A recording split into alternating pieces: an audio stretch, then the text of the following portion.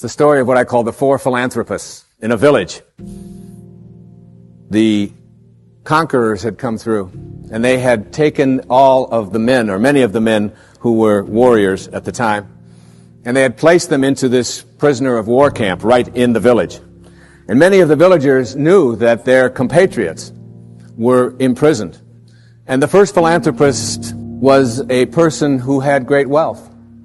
And he went to the people who had the prison and were in charge of it, and he said to them, I understand the men are not able to have fresh water and cold water. I would like to donate all of my earnings and everything that I have to purifying the water for them and making sure that all of them will not be sick. And he was granted that. And he felt like he had fulfilled his destiny, that he had done what he was here for.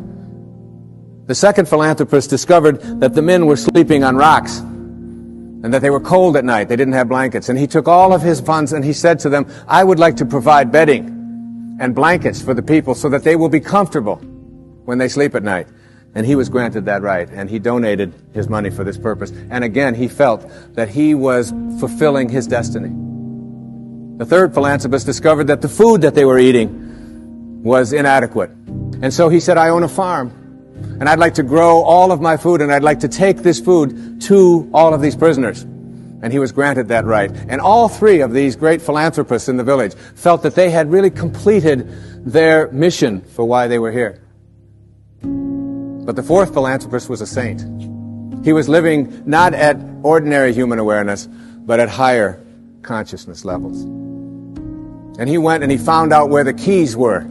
And he went to the prison at night, and he released all of the prisoners.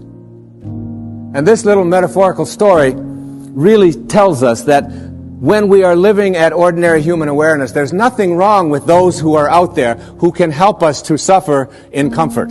All right? And many of us have learned to do that and accept that and say, all right, as long as I'm comfortable, even if I'm suffering, it's okay. But there are those who have keys. And those keys can open the prisons. One of the great teachers in my life was Carlos Castaneda. And Castaneda talked about his teacher, who was what they call a nagual, a Native American term that refers to all that is knowable.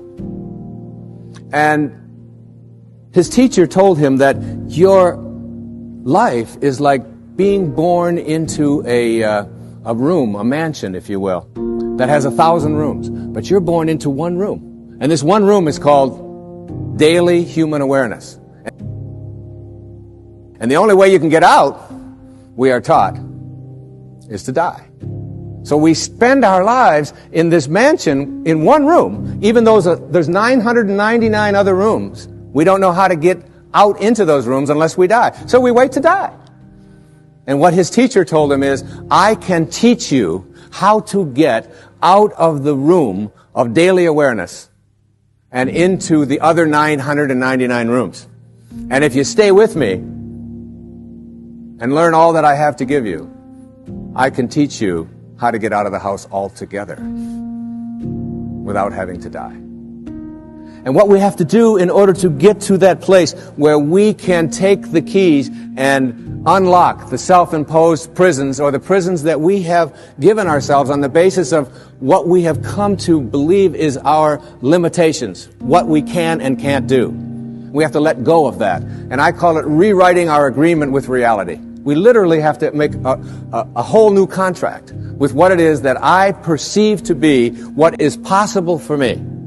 And in order to do that, we have to shift out of the things that we have come to believe in. So what we have to learn to do is let go of that tribal consciousness. And I'd like to suggest that there's a big difference between knowing about God and knowing God. There's a big difference. Just like there's a big difference between knowing about the possibility of being able to heal myself. I perhaps may believe that it's possible because I've read other people and I've heard others say it. And I've read the testimony and I've listened to the tapes and I've gone to the seminars. But until you have made conscious contact with it, you'll never know it. You see, there is a stream of healing that is something that we can plug into. It's very much like electricity. People say, well, in ancient Greece, there was no electricity. There was electricity. We just didn't plug into it. That's all. And there's a stream of healing. And when we go into that stream of healing with a knowing, we go to a higher level within ourselves. Every human being out there, there are two of us. There's two people. The first person in each person is called the ego, or I call it the ego. And my value is based upon how much I get, how much my stuff is worth, how much better looking I might be, or how much more attractive I might be. That individual lower level of awareness which says, my ego. Also in each and every one of us, there's another person. And this other person is called what I call the sacred self, or the higher self. And this sacred or higher self really doesn't care how much you get. It doesn't care who you're better than. It doesn't care how much stuff you have. It's not interested in any of that. The problem is that we very seldom listen to it. We pay very little attention to it.